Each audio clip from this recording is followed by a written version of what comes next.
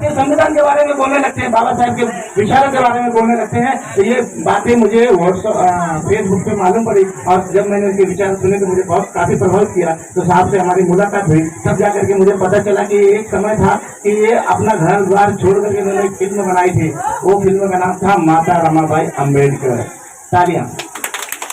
तो साहब से मैं निवेदन करूंगा कि वे आज जो भी बातें हैं, हमारे यहाँ पे बहुजन समाज के लोग बैठे हुए हैं, वे साहब डॉक्टर बाबा साहब अम्बेडकर के जीवन परिचय तथा भारतीय संविधान के ऊपर अपनी बातें रखें। जिन्होंने इंसान के बीच के अंतर को कम किया, जिन्होंने पाखंड अंधविश्वास से ऊपर उठाकर वैज्ञानिक दृष्टिकोण वो चक्षु खोलने के लिए काम किया, मैं तमाम उन महापुरुषों को कोटि कोटि नमन करता हूं। काफी समय हो चुका है, आप काफी समय से सुन रहे हैं। मैं ये कोशिश करूंगा कि आपको कम शब्दों में अपनी बात आप तक पहुंचाऊं, भूमिका न बांधते हुए, क्योंकि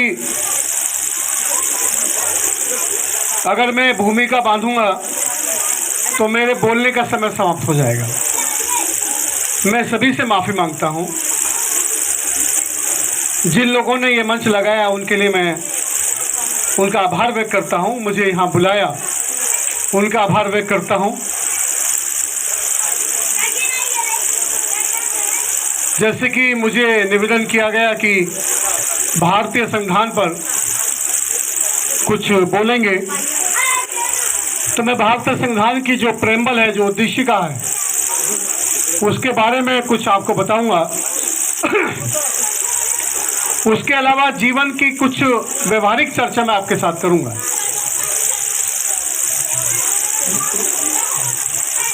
मैं कल से ही, जब से ये माहौल देख रहा हूं जयंती का, सोशल मीडिया पे जो मैं ये जुलूस देख रहा हूं, मेरी आंखें बार बार नम हो जाती हैं।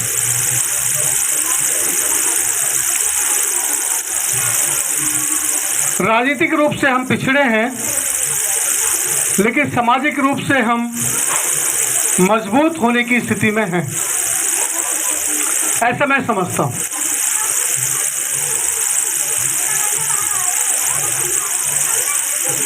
ये लंबी लड़ाई है। मैं खुश तो इस बात से हूं कि आकांक्षा जैसी बेटियां तैयार हो रही हैं समाज में। लोग चिंता तो बहुत करते हैं, लेकिन चिंतन नहीं करते।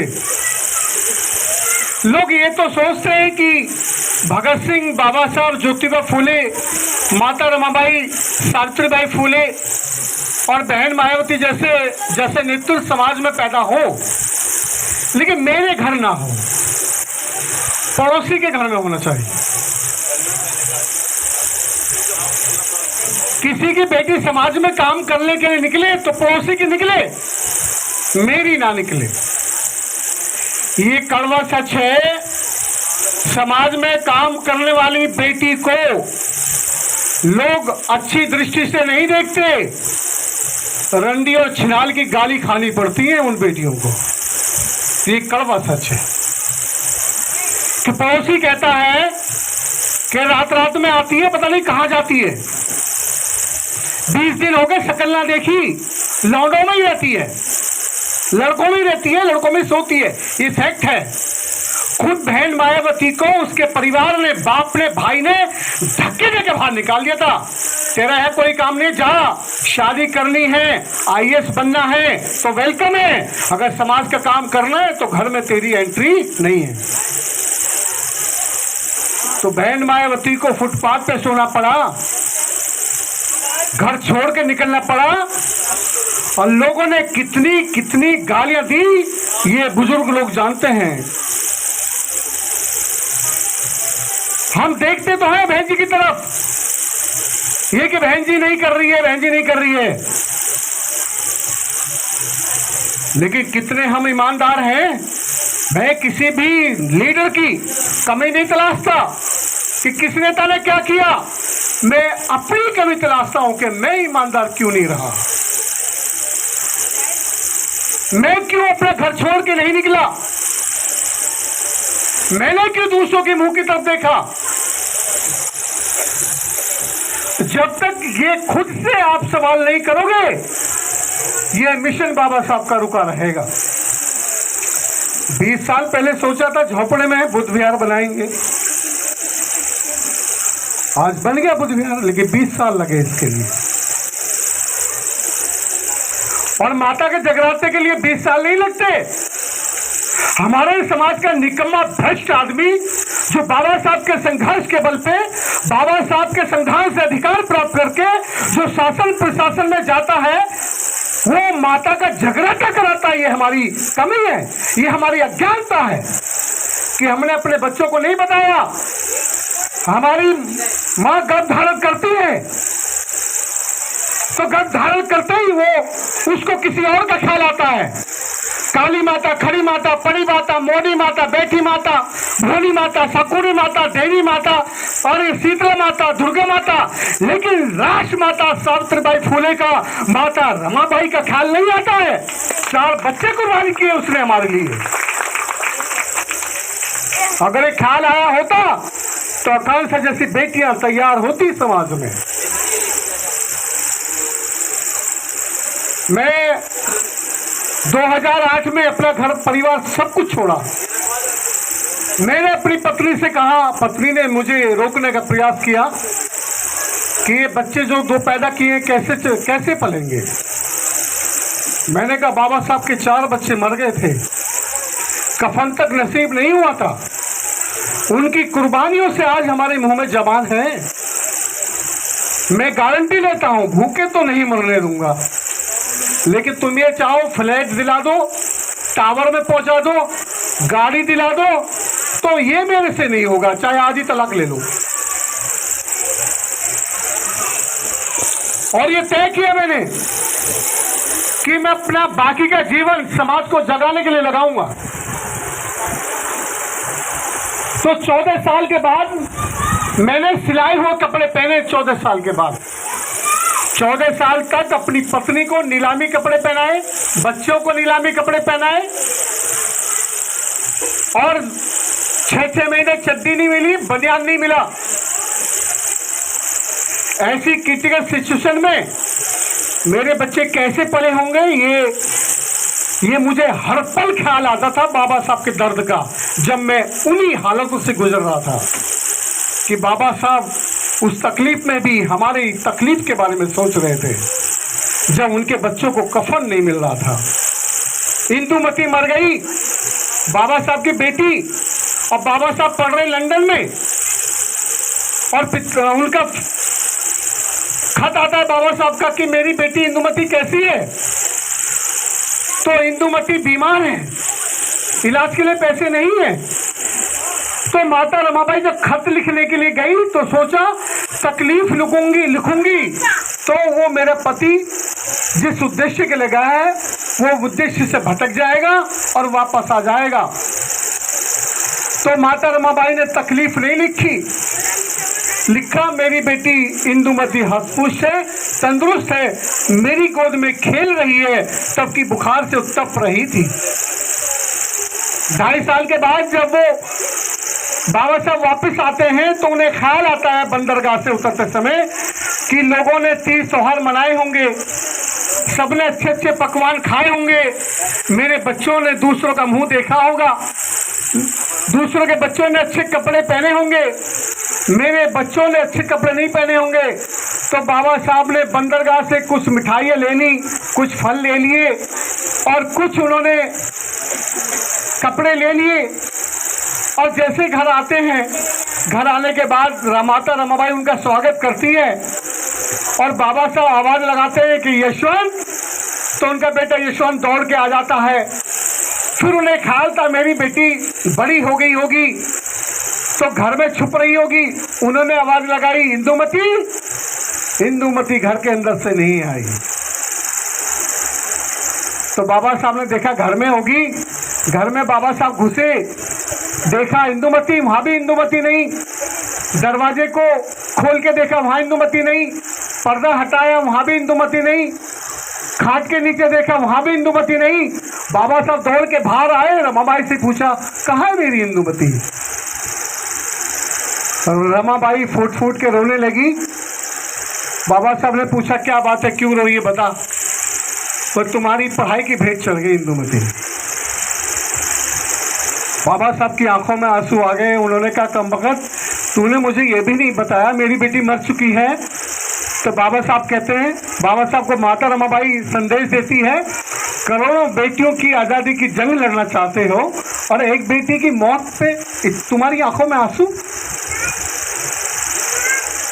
ऐसी ऐसी कठिन परिस्थितियों से बाबा साहब गुजरे। और बाबा साहब अम्बेडकर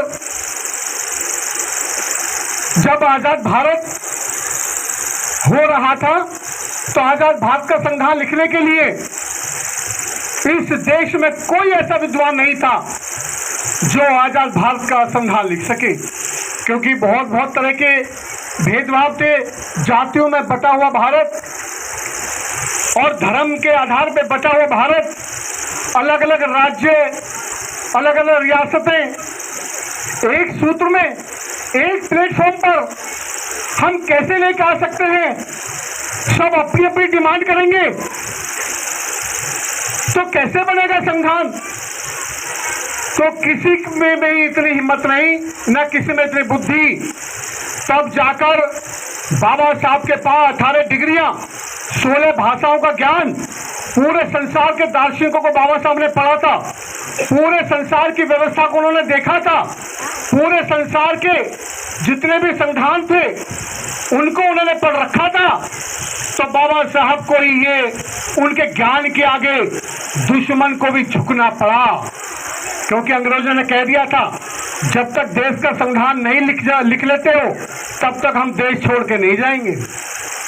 तो बाबा साहब के आगे सरेंडर किया और बाबा साहब ने 2 साल 11 महीने और 18 दिन में भारतीय संविधान कंप्लीट किया। भारतीय संविधान में सभा में 7 लोग थे, जिसमें एक बीमार रहता था, 2 लोग देश विदेश में घूमते रहते थे और उसमें 2 लोग मर गए थे। तो पूरे संविधान का मसौदा तैयार करने की जिम्मेदारी बाबा साहब पे आ गई।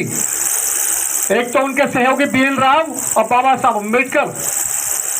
इतने कम समय में बाबा साहब ने संविधान बनाया और जो संविधान लिखा उसका पहला पेज ही संविधान की आत्मा है, क्योंकि बाबा साहब जानते थे कि संविधान में मैं कितने भी आर्टिकल, कितने भी अनुच्छेद लिख दूं, लेकिन ये इसका एनकाउंटर कर देंगे। तो जिस दिन संविधान सभा लगनी थी, जिस दिन संविधान को पेश किया गया और संविधान को स्वीकार कर लिया गया, उसी दिन बाबा साहब ने संविधान की जो प्रेम्बल, जो भूमिका है, जो उद्देशिका है, उसको संविधान सभा को सौंप दी। संविधान जो है इस प्रेम्बल के अकॉर्डिंग, इस उद्देशिका के अकॉर्डिंग ही चलना चाहिए। अगर इसके विरोध में बना हुआ कोई भी कानून अगर बनाया जाता है, इस आत्मा, इसकी आत्मा का एनकाउंटर होता है, तो वो स्वयं ही निष्क्रिय मान लिया जाएगा। तो बाबा साहब की जो प्रेम्बल है, मैं चाहता हूं वो आप सब मेरे साथ बोलेंगे। सभी अपने जगह खड़े होंगे, प्लीज सब लोग अपने जगह खड़े होंगे।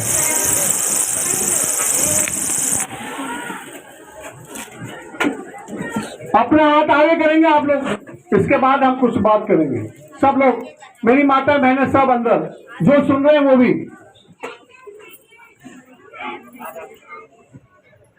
हम भारत के लोग, भारत को एक प्रभुत्व, संपन्न, समाजवादी, धर्मनिरपेक्ष, लोकतंत्रात्मक गणराज्य बनाने तथा उसके समस्त नागरिकों को सामाजिक, आर्थिक और राजनीतिक न्याय और राजनीतिक विचार अभिव्यक्ति विश्वास धर्म उपासक की स्वतंत्रता,